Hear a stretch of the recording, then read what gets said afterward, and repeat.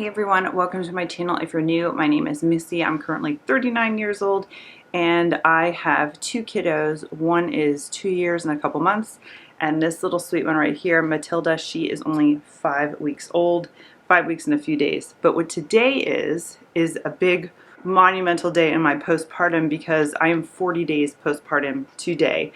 And why is that important? Because it's just important to me. But I've been following this book, which I've been talking about in a couple of my videos, The First 40 Days. I'll link it below. And it's called The Essential Art of Nourishing a New Mom. And this book meant so much to me. My first birth went really well. Postpartum did not go well at all. I really struggled. I had a lot of anxiety that I was going to go through a lot of those emotions and feelings again with the second. And I just voiced a lot of this. So I had been in therapy, if you've been following me. I started going to therapy in the fall. I think I was about 7 months pregnant maybe at the time. So I was in therapy all the way through the last part of my pregnancy into birth, and I'm still in therapy. We're going about once or twice a week virtually. We've just been having some scheduling conflicts, but I'm doing very, very well. And when I mentioned this to all of my midwives that I saw at the birth center, one of them in particular, I really liked her a lot, and she mentioned to me that this book, that I should go buy it immediately and go read it. It's called The First 40 Days, and it kind of really talks about the importance of postpartum health, especially in the United States. There really is none. You have your baby and it's just, that's it. I know at the birth center I had a 2-week appointment where they checked baby and they kind of just asked me how I'm doing, and then there's a 6-week appointment which I have next week, which I think I do get checked out as well, but then that's kind of it. You're on your own. So when I had Paul, as a first-time mom, I just felt so lost, I guess is a word. I had so many questions, and it was like, who do you go to? I decided to breastfeed my children. My mom didn't breastfeed us, so if I had questions, she couldn't help me. So I did have girlfriends. I mean, you have like this woman tribe around you, whether it's relatives or friends that you can go to. And another person that I really had that I bothered her with tons of questions was my chiropractor. She actually specializes in women's health and pediatric chiropractor. She was linked actually to the birth center. That's how I found her. And we went with her probably for about 6 months, and then the pandemic hit, and it was just, we kind of were just, risk factors, do we leave or do not? So we decided to stop going to the chiropractor. I kind of regret it, but choices were made. It's fine. So I did, bombard her with lots of questions, and she gave me wonderful advice. But anyway, back to this book. So this book is talking about the first 40 days, and the first 40 days is your sometimes called 4th trimester. She specifically calls it 40 days, and she says, why 40 days? And she does say that the standard postpartum period is the 6-week period after labor and delivery, and she likes to call it 40 days because in a normal pregnancy it's 40 weeks. So you were pregnant for 40 weeks in theory, give or take. So now your postpartum is 40 days. And it's just a good time to just kind of, what I chose to do was really to isolate, and that helped me a lot. So all of our family is about 5 hours away. Pretty much, I think the closest one is maybe 3.5 to 5 hours away. So it's pretty easy for us to isolate and just say no visitors. That's what I chose to do. Every single mom is completely different. I had some of my best friends almost shamed me into not having people over. One of my girlfriends who I absolutely love, still love today, she told me, don't be a hero, have people come over. And it just really resonated with me. It didn't hurt my feelings because for her, she was the type of person that she had a baby and she wanted friends and family to come over, stay over, help her as much as possible. She almost required that help, and that's fine. That's what she needed. That's just not me. I'm a very different person. I'm 39 years old. If I was 20, it would probably be different. I'd probably want more help, but I'm kind of just set in my ways. Me and Matt live out here in the boondocks, so we are both just very introverted, private people. So for me, I felt guilty first time saying I needed space, and I didn't ask for space, and I regretted it with my mental health. So this time around, we just said, thanks, we'll Zoom with you, say hi to you on the phone, what have you, but I'm just going to take this time for me. So that was the first thing I did. And the book talks about, visitors, whether they're, for you or if that's something you want, or if that's, you know, something you don't want. Some people do want visitors. Some people don't want visitors, maybe just the first couple days. And in her book, she talks about something called the fantasy visitor. So she was saying that when you have a new baby, especially in those first 40 days, the fantasy visitor is someone that comes to visit mom first and to see baby. They, you know, come to do whatever mom needs. If mom needs cleaning, if mom needs cooking, if mom needs just an hour to vent, not necessarily to come and take baby. So, for example, some family members are so over the moon excited to meet baby, totally love that and get that. But at the same point, some moms, not all moms, some moms don't necessarily want someone to come and take their baby away from them and hug them and love on them when that's the time the mom needs to bond and hug and love on them, if that makes sense. It's a very touchy subject because you don't want to hurt people's feelings, but at the same time, you know, you just went through a lot. You just birthed the baby. I had a home birth, so even more so, you know, I didn't have that hospital period where you're in the hospital for a couple days and maybe you do or don't have visitors and you have an external person who kind of is like, okay, visiting time is over, get out. When you have a home birth, you don't necessarily have that per se. You do have a husband or significant other. That is their job, in my opinion. So she talks about this fantasy visitor. If you have a visitor at all, they're basically just, they're there mostly for mom first. And then, you know, the secondary part of that is you get to see a cute little baby. So she talks about visitors and things like that. And then she talks about 5 insights to postpartum is retreat, to basically finding quietness. And she talks about in her culture, in Asian culture, it was, I believe she was Chinese. If that's wrong, I'll correct at the bottom. It's custom to have the mom basically like secluded from everything. Like she was saying, her mom and aunt came over and they cooked for her, and she basically was no TV, no reading. Her primary goal was just to sit in bed with her baby and just bond. So I didn't take it that far, but I did mimic her 2 weeks in bed. So with Paul, it was like I felt really good. I didn't have any complications. So right after he was born, I have a 2-story house. I was going downstairs, seeing all my visitors, sharing Paul around, walking around, picking up Paul, going back upstairs. I didn't do any of that. So what I did is I tried my best to do 2 weeks bed rest. And when I told my midwives that I were doing this, they were like, yes, oh my God, yes, do it, do it, do it. It helps your whole body heal more. And there's been studies that show that the 2 weeks bed rest after giving birth actually is good for your mental health. And that's what I was going for. Anything that would avoid postpartum issues for my mental health, I would do. So we did 2 weeks in bed. And around like day 10, I was kind of like, I'd wander downstairs for like a couple hours and then I'd go back upstairs. But primarily I was upstairs in our room. We made our room into like a little apartment. I had the pack and play up there. So we had the changing table, diapers. I had a big old box of snacks. My sister-in-law and my sister both sent me snacks on Amazon. So I had tons of, you know, horrible things to be snacking on. There was some good stuff in there too. I had our Lazy Boy recliner swivel chair thing in my room. So if I didn't want to sit in my bed, I could sit in the chair. But I was only going from my bed to the bathroom. That was like the extent of where I was going. Most of the day I stayed in bed with this little one. Matt and Paul both spent time with me upstairs as well. And Matt was running up and downstairs getting us food. And speaking of food, I didn't completely do this, but I tried to keep up with what the book was talking about. It was talking about when you give birth, and the book does this a lot more justice than I do. You have blood loss, and to basically keep with warm foods, and they were suggesting things like soups and stews and broths and just things that are warm, not necessarily like, you know, the first thing you give birth and have ice cream. So what I had done is with my freezer meals, I had made freezer meal stew, I made chili, I made, what else there's? Chicken noodle soup, I think, as the 3 things that I made, and I made like 6 bags of those, so it'd be 6 dinners.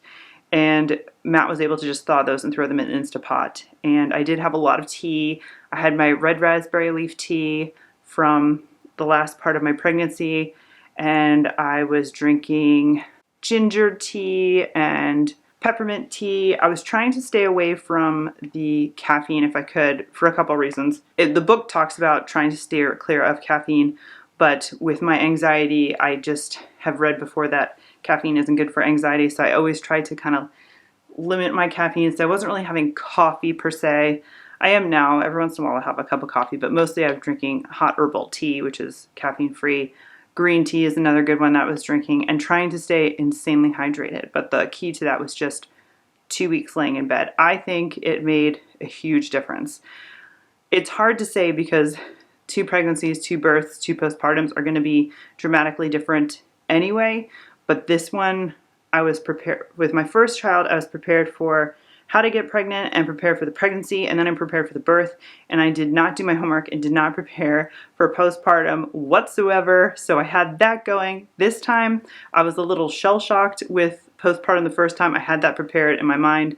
So I was very prepared for this postpartum, which I think helped me a lot. I'm feeling really well. We're going to start having visitors soon. This weekend is Easter, so the weekend after Easter, we're going to start having family come, and we're just putting boundaries down. So, you know, I don't want to open the floodgates and then have, because all our family stays with us, so I don't necessarily want to have like back-to-back visitors, because that's just going to be too much. So our boundary that we kind of had talked about, me and my husband, was, you know, we just need a buffer weekend in between family. And it seems to be working that way out with holidays anyway, and we already have some plans with friends. So, you know, family stays overnight, and then a weekend overnight, and we'll see how that goes. I actually feel really well with the possibility of even traveling maybe. So it's March, April now. Well, it's April now. Maybe towards the end of the summer, we might make a trip to either of our parents and see how that goes, maybe, which would have been unheard of with Paul at this point. I was very mentally unwell and unstable, so that makes me happy. Some other things that I did a video on postpartum prep, which I'll link below, and that had talked about everything with like the physical stuff, mostly with the bleeding. So like the diapers and the diapers for you, postpartum pads and peri bottles and all that good stuff. So I did use that. I'm pretty much over that. I'm just wearing at this point like a panty liner just in case. I haven't really kept track of it, but it's like every once in a blue moon I'll get like spotting here and there. It's not every day now, so I feel like I'm over that at this point, but I'm just still wearing the panty liners because I have them, so I'm just going to use them up. My belly skin after having 2 babies is very deflated and kind of not pleasant to look at to me, but you know, at the same time my body did this amazing thing. So after I shower, I like to put oil on it. So just personal preference. I don't like to rub lotion on it just because it's like the skin is loose and it kind of gives me the heebie-jeebies. So I use jojoba oil, I believe is how you pronounce it. I got it from Thrive, and I just, you know, shower and I put some in my hand and rub it on my belly skin just to keep it moisturized and all that good stuff. My belly button did go back. I had somebody ask me one time, when your belly button pops out during pregnancy, does it go back? Mine did. So it went back. Vitamins, I only have a few of my prenatal vitamins, and I actually use a postpartum vitamins by this brand right here. I used it with Paul. I had no problems with it. So I think you can just keep using prenatal vitamins. It doesn't have to be postpartum, but I'm about to switch over to these vitamins. I'm still taking my probiotics, and that's about all the vitamins that I'm taking at this point. So I already talked about part of my postpartum health is therapy. So I am still in therapy. I did therapy before my birth, and then I am continuing to do about every week or every other week. That may change to kind of the maintenance thing, like once a month, but I think I'm going to stick with this therapist for a while. A lot of times what I do is I say that I feel okay, I stop going to therapy, and then something just goes awry. So I'm going to stick with therapy. Hopefully at one point we'll get to once a month maybe, or just even every other month. So I'm in therapy. I am going to a chiropractor for adjustments. I started going to a chiropractor, the same chiropractor I was talking about before. She's associated with the birth center. I didn't go with her my whole pregnancy, and I should have, but the last few weeks to try to induce therapy or induce labor, I went to her at 38 weeks. No, I went to her at 39 weeks and 40 weeks to get adjustments done.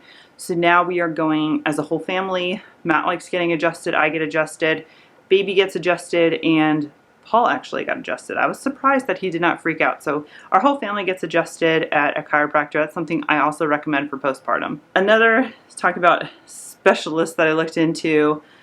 I did look into a postpartum doula, and the postpartum doulas around here are not exactly what I was hoping for. They're kind of like, they come in, the ones in our area, you hire them and they come in to basically help new moms in whatever case they need, if they need to do laundry, or, you know, if they want to sit with the baby so that you can sleep. But that wasn't the kind of postpartum doula that I was thinking. So when I was talking about rewinding to who told me about the book, The First 40 Days, that midwife, she was talking about how she was basically just contracted out at the birth center. She doesn't work there full time. She has her own practice in Maryland, and she was saying what she does is when she signs a client, she sees them through all their prenatal visits. She's there for the birth, obviously. And then she has postpartum visits already built in. Like, you don't have to pay extra for them. It's part of the package, where I think she said she visits, so she's there for the birth. She visits the next day, day 3. And it was something like a week, 2 weeks, 4 weeks, 6 weeks, and 8 weeks, something like that. Like, she comes into not only just check on baby, but check on mom and see how mom's doing, if mom has any questions. And I thought that was great. So I was kind of seeing if there was, like, putting my feelers out, if I could find a postpartum doula in my area that kind of does something like that, just to come and check on you. And I didn't really see anything, but that was something that I looked into, a postpartum doula. And then the other one, which I have not found one yet, but I'm still planning on doing it, is a pelvic floor PT, physical therapist. So actually my sister-in-law is one, and she had recommended it for Paul. I didn't do it because of the pandemic. Like I said before, it kind of ruined everything. But for this baby, I'm going to, just for general health, I think in some countries, the pelvic floor PT is just kind of built in part of the package, where you have a baby and you go to physical therapy. In the United States, it's kind of like you have a baby and you're all on your own. So I don't necessarily have, as far as I know, any kind of issues, but you know, just for general wellness, I want to find a pelvic floor PT. I did find one that goes to your house, but she doesn't come way out here. So I'm going to keep looking. I'm going to keep looking. Even if I have to drive further, that's okay. And the other thing that I wanted to talk about was, it's kind of a weird subject. Some people are meh about it, but your placenta. So with Paul, I had my doula take my placenta, and another doula that I had signed a contract with took my placenta, I believe what she did is dehydrate it, and she encapsulated it. So I took the placenta via capsules. I think it was something like 3 a day for a certain amount of time, and it was 2 a day. I don't know if there was a difference. I already had my postpartum mental health was all over the place, but I did that. I didn't plan on doing anything with my placenta till last minute, so I didn't have a contract to encapsulate it. And then after reading the book, there are some pages in there about placenta smoothies, and I was like, okay, that's a little weird. And then my chiropractor, who is, you know, very holistic as well, all about women's health, she was like, oh my God, it's not a big deal. You just cut it into like little chunks and freeze it and throw it in a smoothie. She's like, a chocolate peanut butter smoothie, you never even know it's there. So I planned on doing it, but if you follow my birth story, you know that I had a lot of blood loss and I was very weak and shaky the first couple days. So Matt had to cut up my placenta, so I owe him big for that. But he is such a trooper. He came downstairs and he cut my placenta up into little cubes and put it in little baggies and put it in the freezer. So I have that. I was taking it regularly. I still have a couple left. I don't know if I'm going to consume them or throw them away at this point. We'll see. But I was just throwing them in berry smoothies, or I put them in with protein powder, and you don't taste anything. They disappear. I have a high-powered blender of Vitamix, which I would highly recommend something high-powered, because if I were to get some kind of chunk of something, that would be the end of that. But I did do that. I don't know if it actually helped or not, but it's my organ. I made it. There's tons of research out there talking about the benefits of eating your placenta. I will let you look that up yourself. But so I did that. But I think that's everything. I just really wanted to push this book. If you are having any kind of like postpartum prep and we're just, you know, nervous about how to like, you know, think through your postpartum yourself, I'd recommend this book. She kind of just like I said, she talks about everything. She talks about different phases, like I said, handling visitors, how to get supplies. She talks about other things. I had talked about the postpartum doula. She also talked about a lactation consultant. With Paul, I did have a lactation consultant come help me. One of my breasts was engorged and no milk was coming out, so that was really unfortunate. But if you are a new mom, a lot of women even recommend talking to a lactation consultant while you're still pregnant before you even give birth, so you don't get to that last minute, you know, something's wrong. And then she talks about a baby nurse here as well. But this book is just amazing. The first half of the book is about her experiences, talking about postpartum, different cultures, how different cultures handle it. And then the last half of the book is recipes on things that she recommends. Beef bone broth, stews, smoothies, sweets, all sorts of good stuff.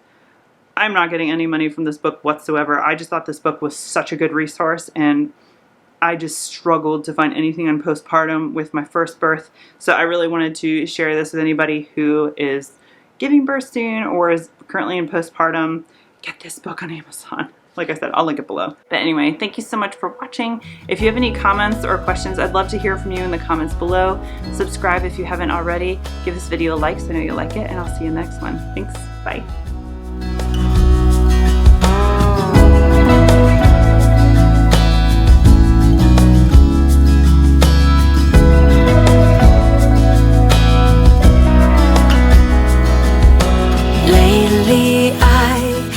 I've had trouble sleeping, so I stay up late at night.